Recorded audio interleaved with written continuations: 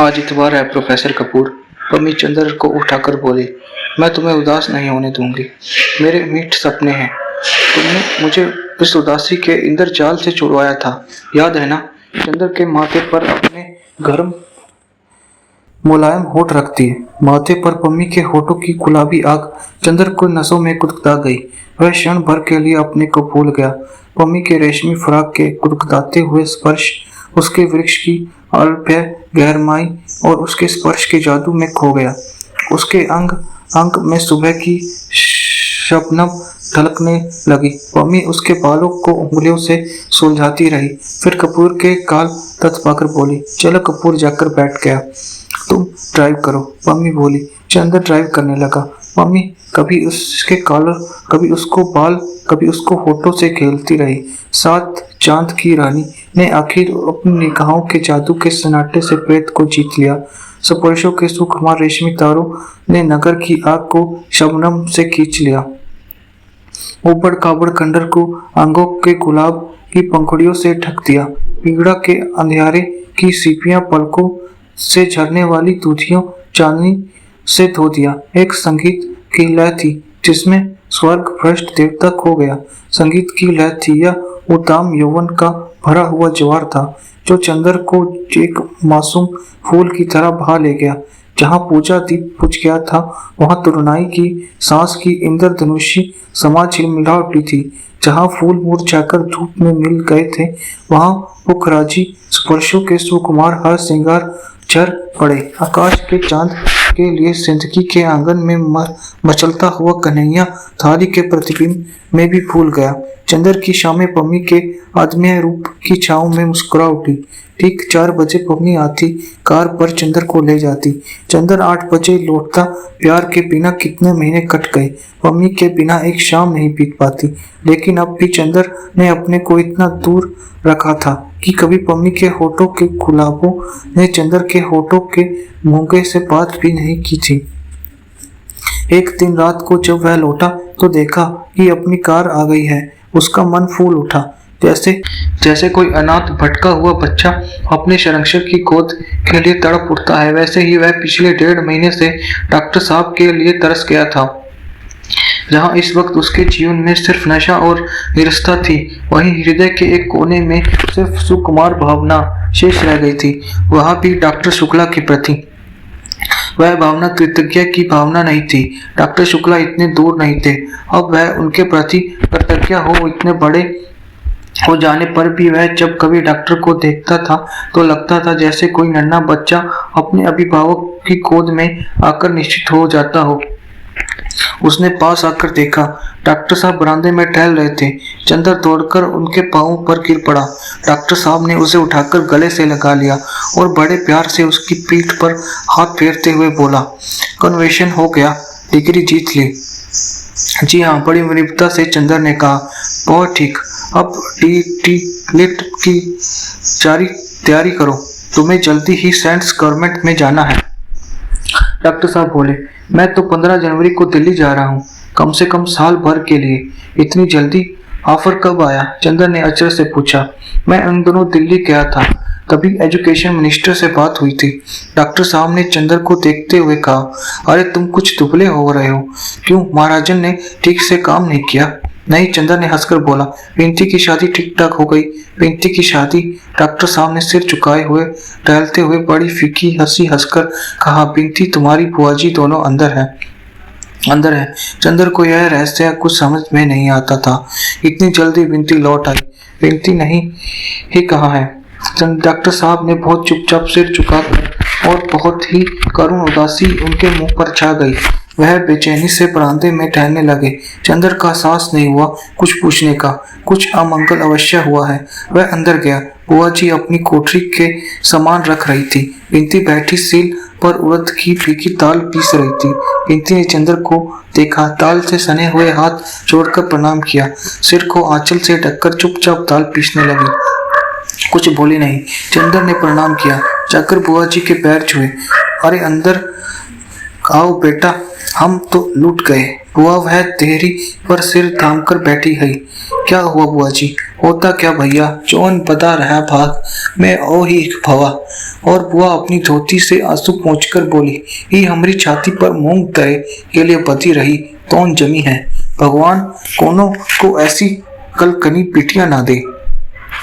3 बावरी के बाद बारात उठ गई। भैया हमारा तो कुल डूब गया।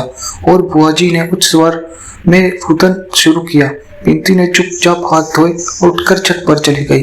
चुप रहो, अब रोए रोए काहे जी हलकान करत हो। गुणवंती बिटिया भाई हजारन आय के बिटिया के लिए कोड़े गिरे। अपना एकांत होई के बैठो। महाराजन ने पूरी उतारते हुए कहा। आखिर बात क्या हुई? महाराजन चंद्र ने पूछा। महाराजन ने जो बताया उससे पता लगा कि लड़के वाले बहुत ही संकीर्ण मना और स्वार्थी थे। पहले मालूम हुआ लड़के उन्होंने ग्रेजुएट बताया था, वह था इंटर फेल। फिर दरवाजे पर झगड़ा किया उन्होंने। डॉक्टर साहब बहुत बिगड़ गए। अंत में मंडवे में लोगों ने देखा कि लड़के के बाएं हाथ की उंगलियां गायब हैं। डॉक्टर साहब ने इस बात पर बिगड़े और उन्होंने मंडवे से पिंची को उठवा दिया। फिर बहुत लड़ाई हुई, लाठी तक चलने की नौबत आ गई। जैसे तैसे झगड़ा निपटा। 3 भावरों के बाद ब्याह टूट गया। अब बताओ भैया। सहसा बुआ आंसू पहुंचकर घर जुटी। इन्हें हुई गवाह रहा। इतनी मती मारी गई। गुस्से में आए के पिंती को उठवाए ले। अब हम इतनी बड़ी बिटिया लेके कहाँ जाई? अब हमारी बिरादरी में कौन पूछिएगा? इतना पढ़ा लिख कर के उन्हें क्या सूझा? अरे लड़की वाले हमेशा तब के चले चाहिए। अरे तो क्या आंख बंद कर लेते? लंगड़े लूले से कैसे ब्याह कर देते? बुआ तुम भी गजब करती हो। चंद्र बोला। भैया जो के भाग में लंगड़ा लूला बत्ता होए ओको वही मिली। लड़कियन को निभा करे चाहिए कि शकल देखी चाहिए। अब ही ब्याह के बाद कोनो के हाथ गोड़ टूट जाए तो औरत अपने आदमी को छोड़ के गली गली हाड़ी चाटे। हम रहे तो जब बिंती 3 बरस की हुई गई तब उनकी शक्ल उजेले में देखा रहा। जैसा भाग में रहा तैसा होता। चंदन ने विचित्र हृदयहीन तर्क को सुना और आश्चर्य से बुआ की ओर देखने लगा। बुआ बकती जा रही थी। अब कहते हैं कि बिंती को पढ़वे ब्याह ना करवे, सही सही इज्जत भी बेच रहे हैं। हमार तो किस्मत फूट गई। और वे फिर रोने लगी। पैदा होते ही काहे नहीं मर गई कुलपोरनी कुलचनी अभागन। सहसा बिंती छत से उतरी, आंगन में आकर खड़ी हो गई। उसकी आंखों में आग भरी थी। बस करो माँ जी, वह चीख कर बोली। बहुत सुन लिया मैंने, अब और बर्दाश्त नहीं होता। तुम्हारे कोसने से अब तक नहीं मरी, ना मरूंगी। अब मैं नहीं सुनूंगी। मैं साफ कह देती हूँ, तुम्हें मेरी शक्ल अच्छी न लगती तो जाओ तीर्थ यात्रा में अपना परलोक सुधारो, भगवान का भजन करो। समझी कि नहीं? चंदन ने ताजुब से बिंती की ओर देखा। वह यही बिंती है जो माँ जी के जरा बुरा सी बात से लिपट कर रोया करती थी। बिंती का चेहरा तमतमाया हुआ था और गुस्से से बदन कांप रहा था। बुआ उछल कर खड़ी हो गई। दुगनी चीख कर बोली, अब क्या जुबान लगी है? कौन है तोरे जेके बल ई चमक दिखावत है? हम काट के धर देवे। तो के बताए दे थे मुंह मुझोसी। ऐसी ना होती तो काहे ई दिन देके पड़त। उन्हें तो खाए गई, हमू भी खा ले। अपना मुंह पीटकर बुआ बोली, तुम इतनी मीठी नहीं हो माँ जी कि तुम्हें खा लूं। बिंती ने और तड़प कर जवाब दिया। चंद्र स्तब्ध हो गया। वह बिंती पागल हो गई है, अपनी माँ को क्या कह रही है? छी बिंती, पागल हो गई हो क्या? चलो उधर, चंद्र ने डांट कर कहा। चुप रहो चंद्र, अब भी आदमी है। हमने जितना बर्दाश्त किया है हम ही जानते हैं, हम क्यों बर्दाश्त करें? तुमसे क्या मतलब? तुम कौन होते हो हमारे बीच में बोलने वाले? क्या है यह सब? तुम लोग सब पागल हो गए हो क्या? बिंती, यह क्या हो रहा है? सहसा डॉक्टर साहब ने आकर कहा। बिंती दौड़कर डॉक्टर साहब से लिपट गई। रोकर बोली, मामा जी मुझे दीदी के पास भेज दीजिए, मैं यहाँ नहीं रहूंगी। अच्छा बेटी अच्छा, जाओ चंद्र, डॉक्टर साहब ने कहा। बिंती चली गई तो बुआ जी से बोले, तुम्हारा दिमाग खराब हो गया है, उस पर गुस्सा उतारने से क्या फायदा? हमारे सामने ये सब बातें करोगी तो ठीक नहीं होगा। अरे हम काहे को बोल पे, हम तो मर जाए तो अच्छा है। बुआ जी पर जैसे देवी माँ आ गई है, इस तरह झूम झूम कर रो रही थी। हम तो वृंदावन जाए के डूब मरी। अब हम तुम लोगन की शक्ल ना देखबे, हम मर जाई तो चाहे बिंती को पढ़ाओ चाहे नचाओ गवाओ, हम अपनी आंख से ना देख भी। उस रात को किसी ने खाना नहीं खाया। एक विचित्र सा विषाद सारे घर में छाया हुआ था। जाड़े की रात का गहन अंधेरा खामोश छाया हुआ था, महज एक अमंगल छाया की तरह। कभी कभी बुआ जी की रुदन अंधेरे की चकचोर जाता था। सभी चुपचाप भूखे सो गए। दूसरे दिन बिनती उठी। महाराजन के आने के पहले ही उसने चूल्हा जलाकर चाय चढ़ा दी। थोड़ी देर में चाय बनाकर टोस्ट भूनकर वह डॉक्टर साहब के सामने रखती आई। डॉक्टर साहब कल की बातों से बहुत व्यथित थे। रात को भी उन्होंने खाना नहीं खाया था। इस वक्त भी उन्होंने मना किया। बिनती चंदर के कमरे में गई। चंदर, मामा जी ने कल रात को भी कुछ नहीं खाया, तुमने भी नहीं खाया, चलो चाय पी लो। चंदर ने भी मना किया तो बिनती बोली, तुम पी लोगे तो मामा जी भी शायद पी लें। चंदर चुपचाप गया। बिनती थोड़ी देर में गई तो देखा दोनों चाय पी रहे हैं। वह आकर मेवा निकालने लगी। चाय पीते पीते डॉक्टर साहब ने कहा, चंदर यह पासबुक लो, 500 निकाल लो और 2000 का हिसाब अलग करवा दो। अच्छा देखो, मैं तो चला जाऊंगा दिल्ली। बिनती को शाहजहांपुर भेजना ठीक नहीं है। वहाँ 4 रिश्तेदार हैं, 20 तरह की बातें होंगी। लेकिन मैं चाहता हूँ कि अब आगे जब तक वह यह चाहे पढ़े, अगर कहो तो यहाँ छोड़ जाऊं, तुम पढ़ाते रहना। बिनती आ गई और तश्करी में भुना मेवा रखकर उसमें नमक मिला रही थी। चंदर ने एक स्माइल उठाई और उस पर नमक लगाते हुए बोला, वैसे आप यहाँ छोड़ जाएं तो कोई बात नहीं, लेकिन अकेले घर में अच्छा नहीं लगता। तो एक रोज की बात दूसरी होती है, एकदम से साल भर के लिए आप समझ ले। हाँ बेटा, कहते तो तुम ठीक हो। अच्छा, कॉलेज के हॉस्टल में अगर रख दिया जाए? डॉक्टर साहब ने पूछा। मैं लड़कियों को हॉस्टल में रखना ठीक नहीं समझता। चंदर बोला, घर के वातावरण वहाँ के वातावरण में बहुत अंतर होता है। हाँ, यह भी ठीक है। अच्छा, तो इस साल मैं इसे दिल्ली ले जा रहा हूँ, अगले साल देखा जाएगा। चंदर, इस महीने भर में मेरा सारा विश्वास हिल गया। सुधा का विवाह कितनी अच्छी जगह किया गया, मगर सुधा पीली पड़ गई है। कितना दुख हुआ देखकर। और बिनती के साथ यह हुआ। सचमुच ये जाति विवाह सभी परंपराएं बहुत बुरी हैं, पूरी तरह सड़ गई हैं। उन्हें तो काट फेंकना चाहिए। मेरा तो वैसे इस अनुभव के बाद सारा आदर्श ही बदल गया है। चंदर बहुत अचरज से डॉक्टर साहब की ओर देखने लगा। यही जगह थी। इस तरह बैठकर डॉक्टर साहब ने जाति, बिरादरी, विवाह आदि सामाजिक परंपराओं की कितनी प्रशंसा की थी। जिंदगी की लहरों ने हर एक 2-10 महीने में कहां से कहां लाकर पटक दिया। डॉक्टर साहब कहते गए, हम लोग जिंदगी से दूर रहकर सोचते हैं कि हमारी सामाजिक संस्थाएं स्वर्ग है।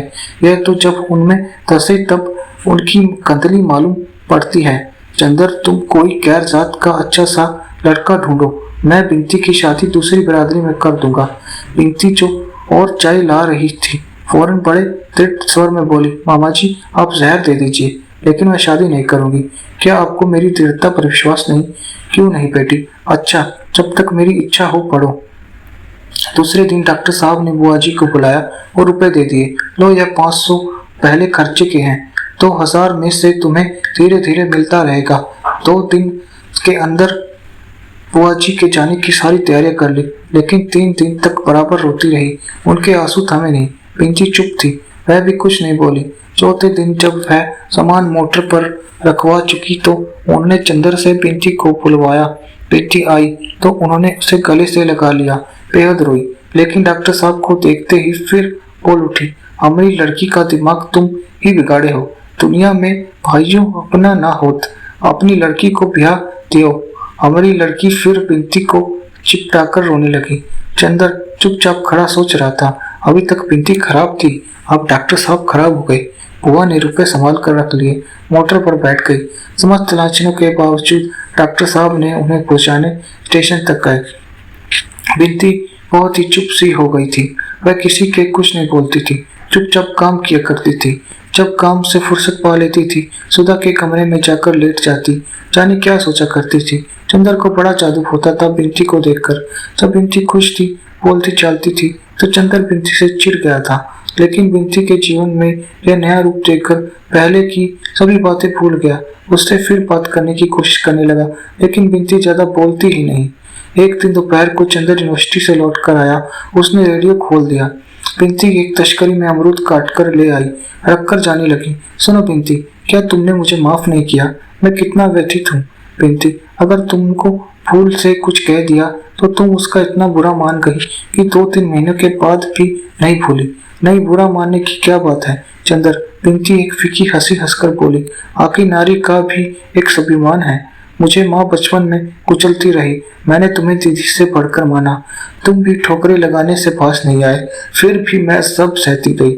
उस दिन जब मंडप के नीचे मामा जी ने जबरदस्ती हाथ पकड़कर खड़ा कर दिया तो मुझे उसी क्षण लगा कि मुझसे भी कुछ सत्य है। मैं इसलिए नहीं बनी हूँ कि दुनिया मुझे कुचलती ही रहे। अब मैं विद्रोह करना भी सीख गई हूँ। जिंदगी में स्नेह की जगह है, लेकिन स्वाभिमान की भी कुछ चीज है। तुम्हें अपनी जिंदगी में किसी की जरूरत भी तो नहीं है, कहकर बिंती धीरे धीरे चली गई। अपमान से चंदर का चेहरा काला पड़ गया। उसने रेडियो बंद कर दिया और तश्करी उठाकर नीचे रख दी। बिना कपड़े बदले पम्मी के यहाँ चला दिया। मुझसे का एक स्वभाव होता है, जब वह दूसरे पर दया करता है तो वह चाहता है कि याचक पूरी तरह विनम्र होकर उसे स्वीकार करे। अगर याचक दान लेने में कहीं भी स्वाभिमान दिखलाता है तो आदमी अपनी दानवृत्ति और दया भाव भूलकर निस्संता से उसके स्वाभिमान को कुचलने में व्यस्त हो जाता है। आज हफ्तों के बाद चंदर मन में बिंती के लिए कुछ दया जागी थी। बिंती को उदास मौन देखकर, लेकिन बिंती के इस स्वाभिमान भरे उत्तर ने फिर उसके मन का सोया हुआ सांप जगा दिया था। वह इस स्वाभिमान को तोड़कर रहेगा, उसने सोचा। मम्मी के यहाँ पहुंचा तो अभी धूप थी। चैनी कहीं गई थी। पार्टी अपने तोते को कुछ खिला रहा था। कपूर को देखते ही हंसकर अभिवादन किया, बोला, मम्मी अंदर है। वह सीधा अंदर चला गया। मम्मी अपने शयन कक्ष में बैठी हुई थी। कमरे में लंबी लंबी खिड़कियां थी, जिनमें लकड़ी के चौखटे में रंग बिरंगे शीशे लगे हुए थे। खिड़कियां बंद थी और सूरज की किरणें इन शीशों पर पड़ रही थी और मम्मी पर सातों रंग की छायाएं खिल रही थी। वह झुकी हुई सोफे पर अधलेटी कोई किताब पढ़ रही थी। चंदर ने पीछे से जाकर उसकी आंखें बंद कर ली, बगल में बैठ गया। कपूर अपनी सुकुमार उंगलियों से चंदर के हाथों को पर हटाते हुए पम्मी बोली। पलकों में बेहद नशा भरकर सोजोनी की मुस्कान बिखेरकर चंदर को देखने लगी। चंदर ने देखा, वह ब्राउनीज की कविता पढ़ रही थी। वह पास बैठ गया। पम्मी ने उसे अपने वृक्ष पर खींच लिया और उसके बालों से खेलने लगी। चंदर थोड़ी देर चुप लेटा रहा। फिर पम्मी ने गुलाबी होठों पर उंगलियां रखकर बोला, पम्मी, तुम्हारे वृक्ष पर सिर रखकर मैं जाने क्यों सब कुछ भूल जाता हूँ। पम्मी, दुनिया वासना में इतना घबराती क्यों है? मैं ईमानदारी से कहता हूँ कि अगर किसी को वासनाहीन प्यार करके, किसी के लिए त्याग करके मुझे जितनी शांति मिलती है, पता नहीं क्यों माँ सरलता में भी उतनी ही शांति मिलती है। ऐसा लगता है कि शरीर के विकार अगर आध्यात्मिक प्रेम में जाकर शांत हो जाते हैं तो लगता है आध्यात्मिक प्रेम में प्यासे रह जाने वाले अभाव फिर किसी के मासल बंधन में ही आकर पूछ पाते हैं। कितना सुख है तुम्हारी ममता में, शी।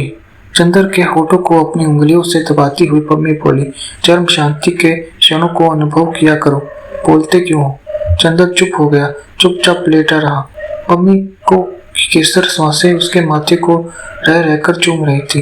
चंदर के गालों को पम्मी के वक्ष में धरता हुआ संगीत गुदगुदा रहा था। चंदर का एक हाथ पम्मी के गले में पड़ी इमिटेशन हीरे की माला से खेलने लगा था।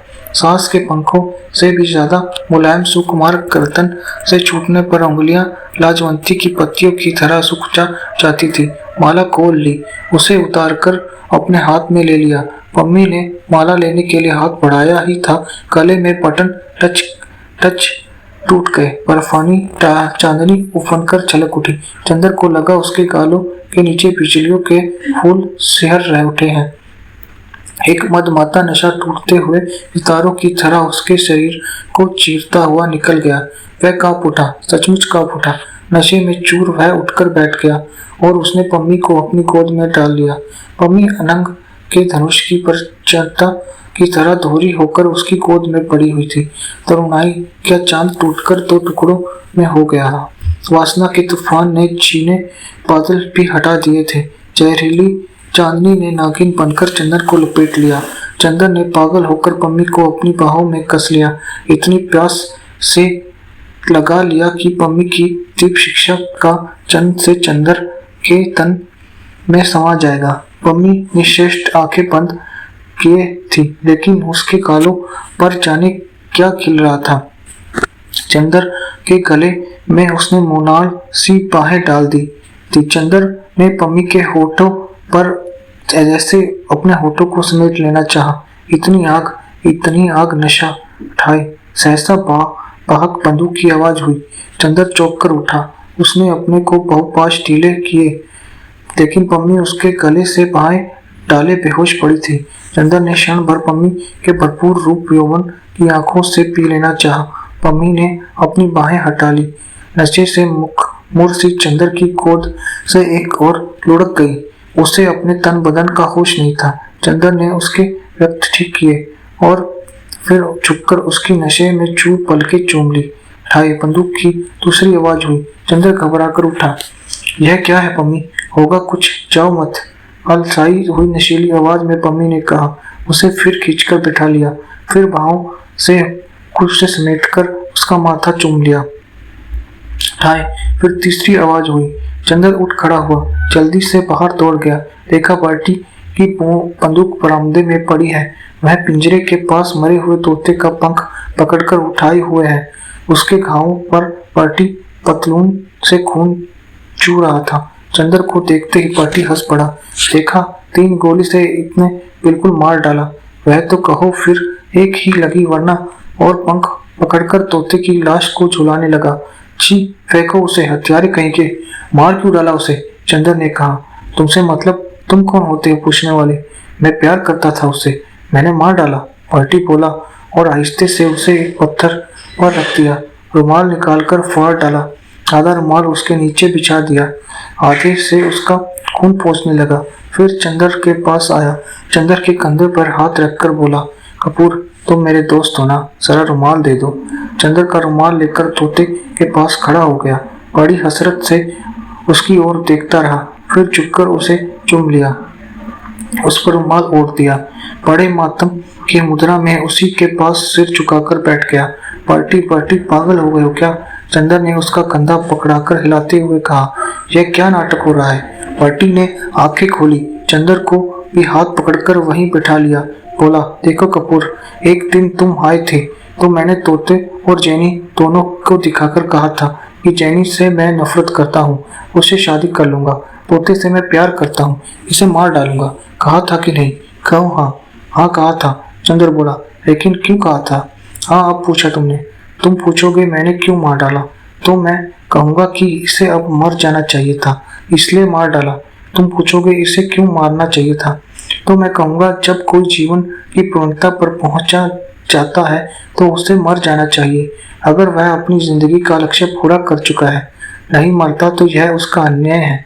वह अपनी जिंदगी का लक्ष्य पूरा कर चुका था, फिर भी नहीं मरता था। मैं इससे प्यार करता था, लेकिन यह अन्याय नहीं सह सकता था। अंत मैंने इसे मार डाला।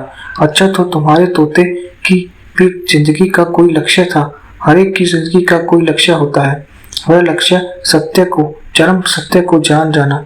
वह सत्य जान लेने के बाद आदमी अगर जिंदा रहता है तो उसकी यह असीम पेशहाई है। मैंने इसे वह सत्य सिखा दिया, फिर भी यह नहीं मरा तो मैंने मार डाला। फिर तुम पूछोगे कि वह चरम सत्य क्या है? वह चरम सत्य है मौत। आदमी के शरीर की हत्या करती है और आदमी की हत्या गला घोट देती है। मसलन तुम अगर किसी औरत के पास जा रहे हो या किसी औरत के पास से आ रहे हो और संभव है कि उसने तुम्हारी आत्मा की हत्या कर डाली हो, अब तुम जल्दी से पूरे पागल हो जाओगे, चंदर ने कहा। फिर वह पम्मी के पास लौट गया। पम्मी उसी तरह मदहोश लेटी थी। उसने जाते ही फिर बाहें फैलाकर चंदर को समेट लिया। चंदर उसके वृक्ष के रेशमी गहराई में डूब गया। जब वह लौटा तो बर्टी हाथ में कुरपा लिए एक गड्ढा बंद कर रहा था। सुनो कपूर, यह मैंने उसे काट दिया, यह उसकी समाधि है, और देखो आते जाते यहाँ सिर झुका देना। वह बेचारा जीवन का सत्य जान चुका है, समझ लो वह सेंट पेरेट हो गया है। अच्छा, चंदर सिर झुकाकर हंसते हुए आगे बढ़ा। सुनो, रुको कपूर, फिर बर्टी ने पुकारा और पास आकर चंदर के कंधे पर हाथ रखकर बोला, कपूर, तुम मानते हो कि नहीं, पहले एक असाधारण आदमी था। जब भी चंदर हंसते हुए बोला, नहीं, अब मैं असाधारण नहीं हूँ। कपूर देखो, तुम्हें आज रहस्य बताऊं, वही आदमी असाधारण होता है जो किसी परिस्थिति में किसी भी तथ्य को स्वीकार नहीं करता, उनका निषेध करता चलता है। जब वह किसी को भी स्वीकार कर लेता है तब वह पराजित हो जाता है। मैं तो कहूँगा असाधारण आदमी बनने के लिए सत्य को भी स्वीकार नहीं करना चाहिए। क्या मतलब बर्टी? तुम तो दर्शन की भाषा बोल रहे हो। मैं अर्थशास्त्र का विद्यार्थी हूँ भाई, चंद्र का कौतूहल से कहा। देखो, अब मैंने विवाह स्वीकार कर लिया, ट्रेनिंग को स्वीकार कर लिया, चाहे यह जीवन का सत्य ही क्यों ना हो, पर महत्ता तो निषेध में होती है। सबसे बड़ा आदमी वह होता है जो अपना निषेध कर दे। लेकिन मैं अब साधारण आदमी हूँ, सस्ती किस्म का अदना व्यक्ति। मुझे कितना दुख है आज। मेरा तोता भी मर गया और मेरी असाधारणता भी। और बर्टी फिर तोते की कब्र के पास सिर झुकाकर बैठ गया। वह घर पहुंचा तो उसके पांव जमीन पर नहीं पड़ रहे थे। उसने उफनी हुई चांदनी चूमी थी। उसने तरुणाई के चांद को स्पर्शों से सहारा दिया था। उसने नीली बिजलियां चूमी थी। प्राणों में सिहरन और गुदगुदी से खेलकर वह आ रहा था। वह पम्मी के होठों के गुलाबों को चूम चूम कर गुलाबों के देश में पहुंच गया था। उसकी नसों में बहते हुए रस में गुलाब चूम रहे थे। वह सिर से पैर तक वह एक मदहोश प्यास बना हुआ था। घर पहुंचा तो जैसा उल्लास उसे उसका अंग अंग नाच रहा था। बिंती के प्रति दोपहर को जो आक्रोश उसके मन में उभर गया था वह भी शांत हो गया था। बिंती ने आकर खाना रखा। चंदन ने बहुत हंसते हुए मीठे स्वर में कहा, बिंती आज तुम भी खाओ। नहीं, मैं नीचे खाऊंगी। अरे चल बैठ गिलहरी, चंदन ने बहुत दिन पहले स्नेह के स्वर में कहा और बिंती पीठ में एक घुसा मारकर उसके पास बिठा लिया। आज तुम्हें नाराज रहने देंगे। ले खा ले पगली। नफरत से नफरत पड़ती है, प्यार से प्यार जगता है। बिंती के मन में सारा स्नेह सूख सा गया था। वह चिड़चिड़ी स्वाभिमानी गंभीर और रुकी हो गई थी। लेकिन औरत बहुत कमजोर होती है। ईश्वर ना करे कोई उसके हृदय की ममता को छू ले। वह सब कुछ बर्दाश्त कर लेती है, लेकिन अगर कोई किसी तरह उसके मन के रस को जगा दे तो वह फिर अपना सब सम्मान भूल जाती है। चंदन ने जब वह यहाँ आई थी तभी से उसके हृदय की ममता जीत ली थी, इसलिए चंद्र के सामने सदा झुकती आई। लेकिन पिछली बार से चंद्र ने ठोकर मारकर सारा स्नेह बिखेर दिया था। उसके बाद उसके व्यक्तित्व का रस सूखता ही गया। क्रोध जैसे उसकी बाहों पर रखा रहता था। आज चंद्र ने उसको इतने दुलार से बुलाया तो लगा वह जाने कितने दिनों से भूला स्वर सुन रही है। चाहे चंद्र के प्रति उसके मन में कुछ भी आक्रोश क्यों न हो, लेकिन वह इस स्वर का आग्रह नहीं टाल सकती थी। वह भली प्रकार से जानती थी। वह बैठ गई। चंद्र ने एक कोर बनाकर बिंती के मुंह में दे दिया। बिंती ने खा लिया। चंद्र ने बिंती की बाह में चुटकी काट कर कहा, अब दिमाग ठीक हो गया पगली का? इतने दिनों से अखड़ी फिरती थी। बिंती ने बहुत दिन के भूले हुए स्नेह के स्वर में कहा, खुद ही तो अपना दिमाग बिगाड़ते रहते हैं, हमें इल्जाम लगाते हैं। तरकारी ठंडी तो नहीं है। दोनों में सुलह हो गई। जाड़ा जब काफी बढ़ गया था, खाना खा चुकने के बाद बिंती शाल ओढ़े चंद्र के पास आई। बोली, लो इलायची खाओगे? चंद्र ने ले ली। छिलकर आधे दाने खुद खा लिए, आधे बिंती के मुंह में दे दिए। बिंती ने धीरे से चंद्र की उंगली दांत से चबा दी। चंद्र ने हाथ खींच लिया। बिंती अभी ले पलंग पर पास सी बैठ गई और बोली, याद है तुम्हें? इसी पलंग पर तुम्हारा सिर दबा रही थी तो तुमने शीशी फेंक दी थी। हाँ याद है। अब कहो, तुम्हें उठकर फेंक दूं? चंद्र आज बहुत खुश था। मुझे क्या फेंकोगी? बिंती ने शरारत से मुंह बनाकर कहा, मैं तुमसे उठूंगी ही नहीं। जब अंगों का तूफान एक बार उठना सीख लेता है तो दूसरी बार उठते हुए उसे देर नहीं लगती। अभी वह अपने तूफान में पम्मी को पीस कर आया था। सिरहाने बैठी हुई बिंती हल्का बादामी शाल ओढ़े रह रहकर मुस्कुराती, गालों पर फूलों को कटोरे खिल जाते, आंख में एक नई चमक। चंद्र थोड़ी देर देखता रहा। उसके बाद उसने बिंती को खींचकर कुछ हिचकते हुए बिंती के माथे पर अपने होठ रख दिए। बिंती कुछ नहीं बोली, चुपचाप अपने को छुड़वाकर सिर झुकाए बैठी रही और चंद्र के हाथ को अपने हाथ से लेकर उसकी उंगलियां चिटकाती रही। सहसा बोली, अरे तुम्हारे कफ का बटन टूट गया है, लाओ सिल दो। चंद्र को पहले कुछ आश्चर्य हुआ, फिर कुछ गलानी। बिंती कितना समर्पण करती है उसके सामने वह, लेकिन उसने अच्छा नहीं किया। मम्मी की बात दूसरी है, बिंती की बात दूसरी। बिंती के साथ एक पवित्र अंतर ही ठीक रहता। बिंती आई, उसके कफ में बटन सीने लगी। सीते सीते पेचे हुए डोरे को दांत से तोड़ती हुई बोली, चंदर एक बात कहे मानोगे क्या? मम्मी कहे मत जाया करो। क्यों? मम्मी अच्छी औरत नहीं है, वह तुम्हें प्यार नहीं करती, तुम्हें बिगाड़ती है। यह बात गलत है बिंती, तुम इसलिए कह रही हो ना कि उसमें वासना बहुत तीखी है। नहीं, यह नहीं है। उसने जिंदगी में सिर्फ एक नशा, एक वासना थी, कोई ऊंचाई पवित्रता नहीं थी। कहाँ दीदी, कहाँ मम्मी? किस स्वर्ग से उतरकर तुम किस नरक में फंस गए? पहले मैं भी यही सोचता था बिंती, लेकिन बाद में मैंने सोचा कि माना किसी लड़की के जीवन में वासना ही तीखी है तो क्या इसी में वह निंदनीय है? क्या वासना स्वयं में निंदनीय है? गलत। यह तो स्वभाव और व्यक्तित्व का अंतर है बिंती। हर एक से हम कल्पना नहीं मांग सकते, हर एक से वासना नहीं पा सकते। बादल है, उस पर किरण पड़ेगी इंद्रधनुष ही खिलेगा। फूल है, उस पर किरण पड़ेगी तब सुम ही आएगा। बादल से हम मांगने लगे तब श्लोक और फूल से मांगने लगे इंद्रधनुष, तो यह तो हमारी एक कविता में ही फूल होगी। माना कि एक लड़की के जीवन में प्यार आया, उसने अपने देवता के चरणों पर अपनी कल्पना चढ़ा दी। दूसरी के जीवन में प्यार आया, उसने चुंबन, आलिंगन, गुदगुदी से बिचलिया दी। एक बोली, देवता मेरा शरीर चाहे जिसका हो, मेरी पूजा भावना, मेरी आत्मा तुम्हारी है, वह जन्म जन्मांतर तक तुम्हारी रहेगी। दूसरी दीप शिखा सी लहराकर बोली, दुनिया कुछ कहे, अब तो मेरा तन मन तुम्हारा है, मैं तो बेकाबू हूँ, मैं करूँ क्या? मेरे तो अंग अंग जैसे ऐसा कर चूर हो गए हैं। तुम्हारी गोद में गिर पड़ने के लिए मेरी तुरनाई पुलक उठी है, तुम्हारे आलिंगन में पीस जाने के लिए मेरे लाज के बंधन जैसे शिथिल हुए जाते हैं। मैं करूँ तो क्या करूँ? कैसा नशा पिला दिया है तुमने, मैं सब कुछ भूल गई हूँ। तुम चाहे जिसे अपनी कल्पना दो, अपनी आत्मा दो, लेकिन एक बार अपने जलते हुए होठों में मेरे नरम गुलाबी होठ समेट लो ना। बताओ बिंती, क्यों पहली की भावना ठीक है तो दूसरी की प्यास गलत? बिंती कुछ देर चुप रही, फिर बोली, चंदर तुम बहुत गहराई से सोचते हो, लेकिन मैं तो एक मोटी सी बात जानती हूँ।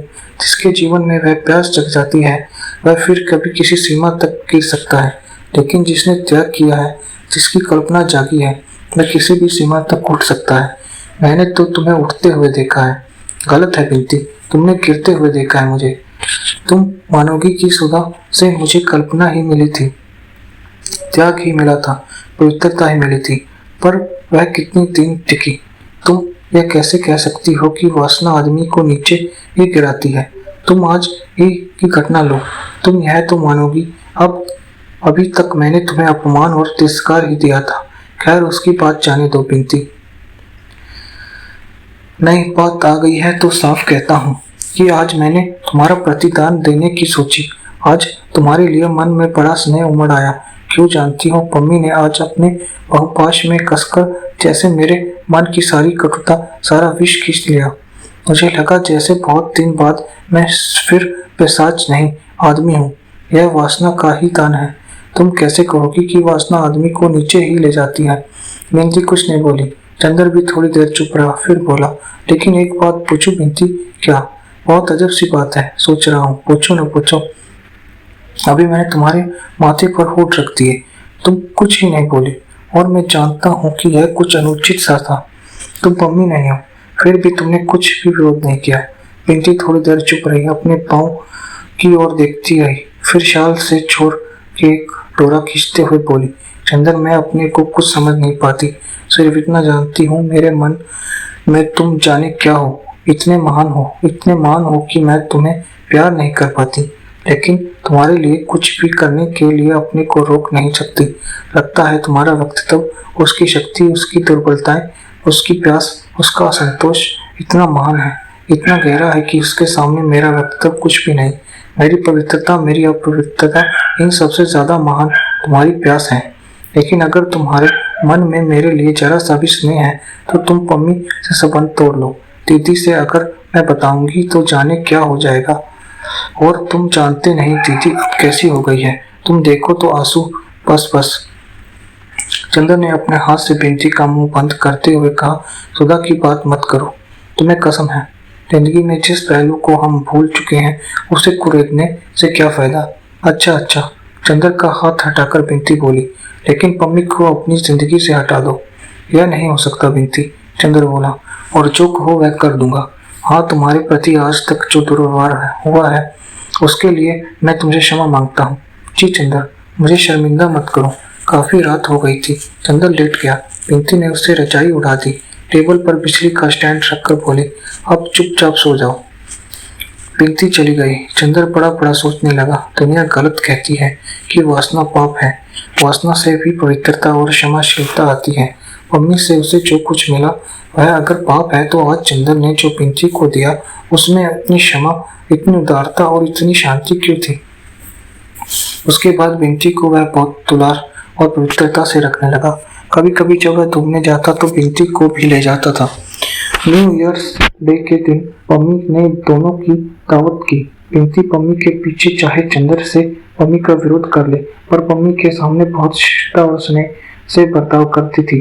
डॉक्टर साहब का दिल्ली जाने की तैयारी हो गई। बिंती ने कार्यक्रम में कुछ परिवर्तन करा लिया था।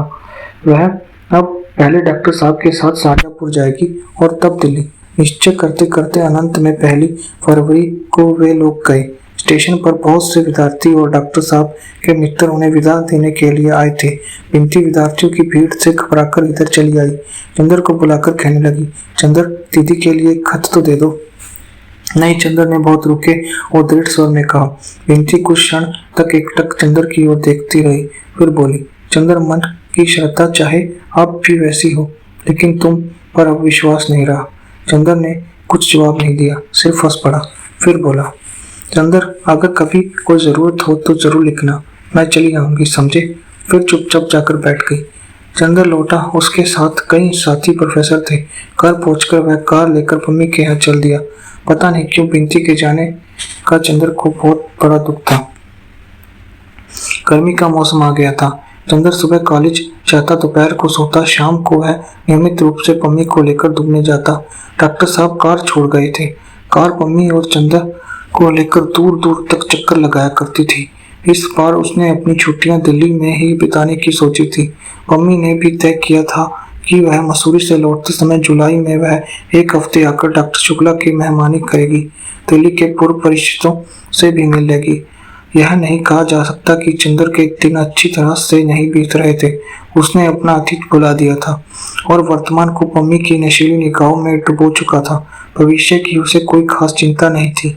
उसे लगता था कि यह पम्मी की निगाहों के बादलों और स्पर्शों के फूलों की जादू भरी दुनिया अमर है, सशक्त है। इस जादू ने हमेशा के लिए उसकी आत्मा को अभिभूत कर लिया है। ये होठ कभी अलग न होंगे। यह बहुपाश इसी तरह से उसे घेरे रहेगा। पम्मी की गर्म तरुण सांसें सदा इसी प्रकार उसके कपोलों को सिहराती रहेगी। आदमी का विश्वास हमेशा सीमाएं और अंत भूल जाने का आदी होता है। चंद्र भी सब कुछ भूल चुका था। अप्रैल की एक शाम, दिन भर लू चलकर अब थक गई थी, लेकिन दिन भर की लू की वजह से आसमान में इतनी धूल भर गई थी कि धूप भी हल्की पड़ गई थी। माली बाहर छिड़काव कर रहा था। चंद्र सोकर उठा था, सुस्ती मिटा रहा था। थोड़ी देर बाद वह उठा, दिशाओं की ओर निस्तेज से देखने लगा। बड़ी उदास सी शाम थी। सड़क भी बिल्कुल सूनी थी। सिर्फ 2 एक साइकिल सवार लू से बचने के लिए कानों पर तौलिया लपेटे हुए चले जा रहे थे। एक बर्फ का ठेला भी चला जा रहा था। जाओ बर्फ ले आओ, चंद्र ने माली को पैसे देते हुए कहा। माली ने ठेले वाले को बुलाया। ठेले वाला आकर फाटक पर रुक गया। माली बर्फ तुड़वा रहा था। फिर एक रिक्शा जिस पर पर्दा बांधा था वह भी फाटक के पास मुड़ा और ठेले के पास आकर रुक गया। ठेले वाले ने ठेला पीछे किया। रिक्शा अंदर आया। रिक्शा में कोई पर्दा नशीन औरत बैठी थी, लेकिन रिक्शा के साथ कोई नहीं था। चंद्र ने ताज्जुब हुआ, कौन पर्दा नशीन यहाँ आ सकती है। रिक्शा में एक लड़की उतरी जिसे चंद्र नहीं जानता था, लेकिन बाहर का पर्दा जितना गंदा था, पुराना था, लड़की की पोशाक उतनी ही साफ और चुस्त थी। वह सफेद रेशम की सलवार, सफेद रेशम का चुस्त कुर्ता और उस पर बहुत हल्के शरबती फालसी रंग की चुन्नी ओढ़े हुए थी। वह उतरी और रिक्शा वाले से बोली, अब घंटे भर में आकर मुझे ले जाना। रिक्शा वाला से हिलाकर चल दिया। वह सीधे चंद्र अंदर चल दी। चंद्र को बड़ा अचरज हुआ, यह कौन हो सकती है। तो इतनी बेतकलीफी से अंदर चल दी। उसने सोचा शायद शरणार्थियों के लिए चंदा मांगने वाली कोई लड़की हो, मगर अंदर तो कोई ही नहीं है। उसने चाहा कि रोक दे, फिर उसने नहीं रोका। सोचा खुद ही अंदर खाली देखकर लौट आएगी। माली बर्फ लेकर आया और अंदर चला गया। वह लड़की लौटी। उसके चेहरे पर कुछ आश्चर्य और कुछ चिंता की रेखाएं थी। अब चंदर ने उसे देखा। एक सांवली लड़की थी, एक कुछ उदास, कुछ बीमार सी लगती थी। आंखें बड़ी बड़ी लगती थी, जो रोना भूल चुकी थी। हंसने में भी कुछ अशक्तः। चेहरे पर एक पीली छाव थी। ऐसा लगता था देखने में कि लड़की दुखी है, पर अपने को संभालना जानती है। वह आई, उसे बड़ी फीकी मुस्कान के साथ बड़ी शिष्टता के स्वर में बोली, चंदर भाई सलाम। सुधा का क्या ससुराल में है? चंदर का आश्चर्य और भी बढ़ गया। यह तो चंदर को जानती भी है। जी हाँ, वह ससुराल में है। आप और बिनती कहाँ है? लड़की ने बात काटकर पूछा। बिनती दिल्ली में है। क्या उसकी शादी भी हो गई? जी नहीं, डॉक्टर साहब ने आजकल दिल्ली में है। वह उन्हीं के पास पढ़ रही है। बैठ तो जाइए, चंदन ने कुर्सी खिसवाकर कहा। अच्छा, तो आप यहीं रहते हैं? अब नौकर हो गए होंगे? जी हाँ, चंदन ने अचरज में डूबकर कहा। लेकिन अब इतनी जानकारी और परिचय की बातें कर रही हैं, मैंने आपको पहचाना नहीं, क्षमा कीजिए। वह लड़की हंसी, जैसे अपनी किस्मत, जिंदगी, अपने इतिहास पर हंस रही हो। आपको मुझको कैसे पहचान सकते हैं? मैं जरूर आपको देख चुकी थी। मेरे आपके बीच में दरअसल एक रोशनदान था। मेरा मतलब सुधा है। ओह, मैं समझा, आप केसु हैं। जी हाँ। केसु बहुत तमीज से अपनी चुन्नी ओढ़ ली। आप तो शादी के बाद जैसे बिल्कुल खो ही गई थी। अपनी सहेलियों को भी एक खत नहीं लिखा। अख्तर मियाँ मजे में है। आपको यह सब कैसे मालूम? बहुत आकुल होकर केसु बोली। उसकी पीली आंखों में और भी मैलापन आ गया। मुझे सुधा से मालूम हुआ था। मैं तो उम्मीद कर रहा था कि आप लोगों को एक दावत जरूर देंगी, लेकिन कुछ मालूम ही नहीं हुआ। एक बार सुधा जी ने मुझे आपके यहाँ भेजा तो मालूम हुआ कि आप लोगों ने मकान ही छोड़ दिया है। जी हाँ, मैं देहरादून में थी। अम्मी जान वगैरह अभी वही थी। अभी हाल ही में कुछ पनागीर पहुंचे। पनागीर? जी, पंजाब के सिख वगैरह। कुछ झगड़ा हो गया था तो हम लोग चले गए। अब हम लोग यही हैं। अख्तर मियाँ कहाँ हैं? मिर्जापुर में पीतल का रोजगार कर रहे हैं और उनकी बीवी देहरादून में थी। यहाँ सजा क्यों दी आपने उन्हें? सजा क्यों? बात नहीं। केसु का स्वर घुटता हुआ सा मालूम दे रहा था। उनकी बीवी उनके साथ है। क्या मतलब? आप तो अजब सी बातें कर रही हैं। अगर मैं भूल नहीं सकता तो आपकी शादी? जी हाँ। बड़ी ही उदास हंसी हंसकर केसु बोली। आपसे चंदर भाई मैं क्या छुपाऊंगी? जैसे सुधा वैसे आप। मेरी शादी उनसे नहीं हुई। अरे गुस्ताखी माफ कीजिएगा। सुधा तो मुझसे कह रही थी अख्तर मुझसे मोहब्बत करते हैं। केसु का बात काटकर बोली। बड़ी गंभीर हो गई और अपनी चुन्नी एक छोर से टके हुए सितारे को तोड़ते हुए बोली। मैं सचमुच नहीं समझ पाई कि उसके मन में क्या था। उनके घर वालों ने मेरे बजाय फूल को ज्यादा पसंद किया। उन्होंने फूल से शादी कर ली। अब अच्छी तरह निभ रही है दोनों की। फूल तो इतने अरसे में एक बार भी हम लोगों से मिलने नहीं आई। अच्छा। चंदर चुप होकर सोचने लगा। कितनी बड़ी प्रवंचना है इस लड़की की जिंदगी में। कितने दबे शब्दों में यह कहकर चुप हो गई। एक ही आंसू नहीं, एक भी सिसकनी नहीं, संयंत्र सवर और फीकी मुस्कान। बस चंदर चुपचाप उठकर अंदर गया।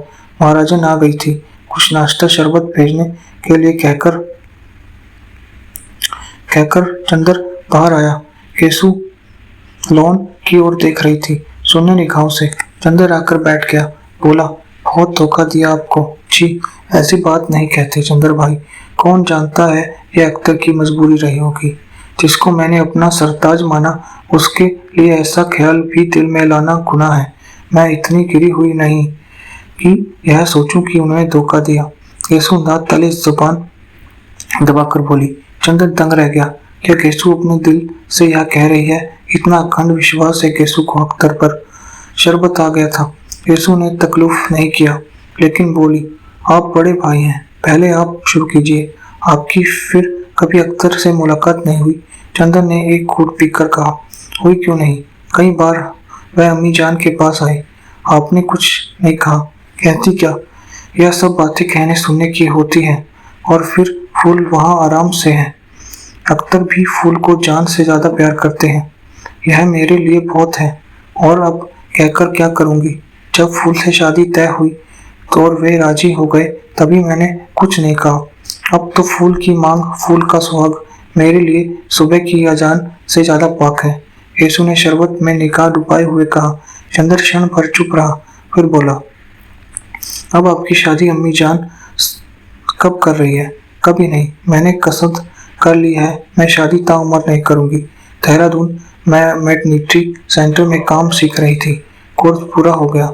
अब किसी अस्पताल में काम करूंगी। आप क्यों, आपको ताज्जुब क्यों हुआ? मैंने अम्मी जान को इस बात के लिए राजी कर लिया है कि मैं अपने पैरों पर खड़ी होना चाहती हूँ। चंदर ने शरबत में बर्फ निकालकर फेंकते हुए कहा, मैं आपकी जगह होता तो दूसरी शादी करता और अख्तर से दस्तक बदल लेता। बदला केसु मुस्कुराकर बोली, जी चंद्र भाई, बदला गुरेज नफरत से आदमी न कभी सुधरा है और ना सुधरेगा। बदला और नफरत तो अपने मन की कमजोरी को जाहिर करते हैं, फिर बदला मैं लूँ किससे?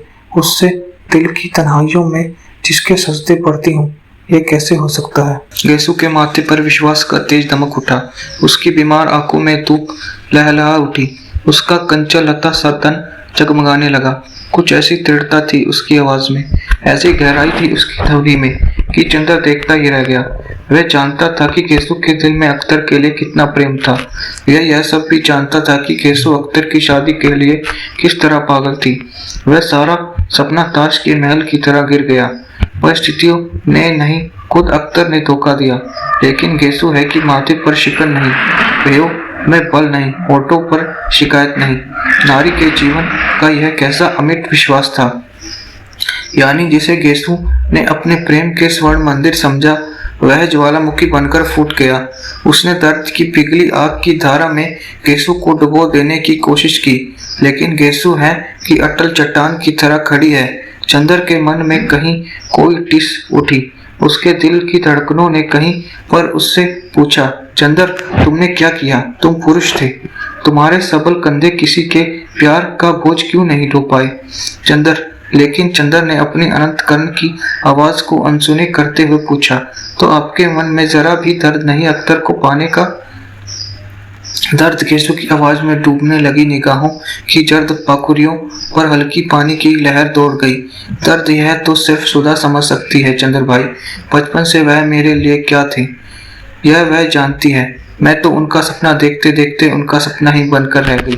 लेकिन खैर, दर्द इंसान के अकीदे को मजबूत न कर दे, आदमी के कदमों को और ताकत न दे, आदमी के दिल को ऊंचाई ना दे, तो इंसान क्या? दर्द का हाल पूछते हैं आप। कयामत के रोज तक मेरी मैयत उन्हीं का आसना देखेगी चंदर भाई। लेकिन इसके लिए जिंदगी में तो खामोश ही रहना होगा, बंद घर में चलते हुए चिराग की तरह घुलना होगा। अगर मैंने आपको अपना माना है तो वह मिलकर ही रहेंगे, आज ना सही कयामत के बाद सही। मोहब्बत की दुनिया में जैसे एक दिन उनके बिना कट जाता है, वैसे एक जिंदगी उनके बिना कट जाएगी, लेकिन उसके बाद वे मेरे होकर रहेंगे। चंदर का दिल कांप उठा। यीशु की आवाज में तारे बरस रहे थे। और आपसे क्या कहूँ चंदर भाई, क्या आपकी बात मुझसे छिपी है? मैं जानती हूँ सब कुछ। सच पूछिए तो जब मैंने देखा कि आप कितनी खामोशी से अपनी दुनिया में आग लगते देख रहे हैं, फिर भी हंस रहे हैं, तो मैंने आपसे सबक लिया। हमें नहीं मालूम था कि हम और आप दोनों भाई बहनों की किस्मत में एक चीज है। चंदर के मन में जाने कितने घाव कसक उठे, उसके मन में जाने कितना दर्द उमड़ने सा लगा। यीशु उसे क्या समझ रही थी? मन में वह कहाँ पहुंच चुका था जिससे चंदर की जिंदगी से अपने मन का दीप जलाया? वह आज देवता के चरण तक पहुंच गया, लेकिन चंदर के मन की दीप शिखा उसने अपने प्यार की चिता जला डाली। चंदर के मुंह पर गिलानी की कामिला छा गई। केसु चुपचाप बैठी थी। सहसा बोली, चंदर भाई, आपको याद है पिछले साल इन्हीं दिनों में सुधा से मिलने आई थी। हसरत आपको मेरा सलाम कहने लगा गया था, याद है? चंदर ने बहुत भारी स्वर में कहा। इस एक साल में दुनिया कितनी बदल गई। केसु ने एक गहरी सांस लेकर कहा, एक बार ये दिन चले जाते हैं, फिर बेदर्द कभी नहीं लौटते। कभी सोचती हूँ कि सुधा होती तो फिर कॉलेज जाते, क्लास में शोर मचाते, भाग कर घास पर लेटते, बादलों को देखते, शेर कहते, वह चंदर की और हम अख्तर की बातें करते। केसु का गला भर आया और एक आंसू चू पड़ा। सुधा और सुधा की ब्याह शादी का हाल बताइए, कैसे हैं उनके शोहर? चंदर के मन में आया कि वह कह दे, केसु क्यों लज्जित करती हो? मैं वह चंदर नहीं, मैंने अपने विश्वास का मंदिर भ्रष्ट कर दिया है। मैं प्रेत हूँ। मैंने सुधा के प्यार का गला घोट दिया है, लेकिन पुरुष का गर्व, पुरुष का छल, उससे यह भी नहीं मालूम होने दिया कि उसका विश्वास चूर चूर हो चुका है। पिछले कितने ही महीनों से उसने सुधा को खत लिखना भी बंद कर दिया है। यह भी नहीं मालूम करने का प्रयास किया कि सुधा मरती है या जीती है। घंटा भर तक दोनों सुधा के बारे में बातें करते रहे।